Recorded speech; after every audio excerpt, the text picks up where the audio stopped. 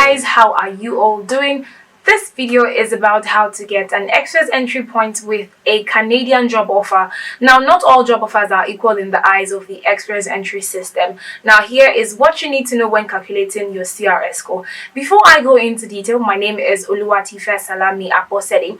I'm a staff of Elios Group International, and Elios Group International is a travel consultant and student recruitment agency in North America with branches in West Africa, Nigeria, and I'm a staff of the Ibadan branch. Now, moving on right into what I have for you today. You can get extra points in the express entry system for having a job offer that meets certain conditions. Now, if you're migrating through the points-based express entry system, you can either get 50 or 200 additional comprehensive ranking system CRS points for having a Canadian job offer. Now, the more CRS points you have, the better your chances of receiving an invitation to apply. Now, invitation to apply is ITA for permanent residency. It is not very often that express entry candidates are able to obtain this point. In 2019, 13% of express entry candidates who received ITAs also got additional points for having a job offer. Now, if you qualify, it will likely be for the 50 points award. Now, in order to get 200 points, you need to have a job offer in one of 6 occupations, all senior management positions plus legislators, which is only for Canadian citizens. You can get the 50 point award as long as you have a valid job offer in a skilled occupation. So the next big question is, what is a valid job offer? Now, Immigration, Refugees and Citizenship Canada, IRCC, considers a job offer valid if it is full-time, if it is a continuous paid work. Now, full-time means you have to work for at least 30 hours per week by one employer, or up to 2 for Federal Skilled Trades Program FSTP candidates. It cannot be a seasonal work, and it has to be ongoing for at least 1 year after you get your permanent resident visa. Also, it has to be in a skilled occupation, meaning it falls under category 000A or B on the National Occupational Classification System. Now, in order to score this point, your employer usually needs to get what is called a Positive Labor Market Impact Assessment, which is called LMIA. Now, an LMIA is a document that employers often need in order to hire a foreign worker.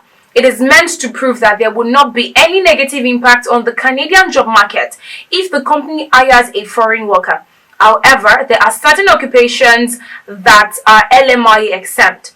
You can also claim the job offer points for this occupation as well, provided you have worked for them for a year and will continue working for them for at least 1 year after you get your permanent resident visa. Now, your current employer also has to be the one specified on your work permit. To put that into bullet points, you can also get points for the job offer if it is a full-time job, a continuous paid position, or at least 1 year in a skilled occupation. Now, the second is your employer has a positive LMIA that approves the offer and names you and your position. Or if you are currently working for the same employer listed on your LMIA-based work permit and you are authorized to work in Canada on the day of your application, and when the permanent resident visa is issued and you have a valid job offer for at least 1 year after you get your permanent resident, or if you have a valid work permit for a skilled occupation that is exempt from the LMIA requirement, and you have 1 year of full-time work experience for that employer and a valid job offer for at least 1 year after you get your permanent resident visa.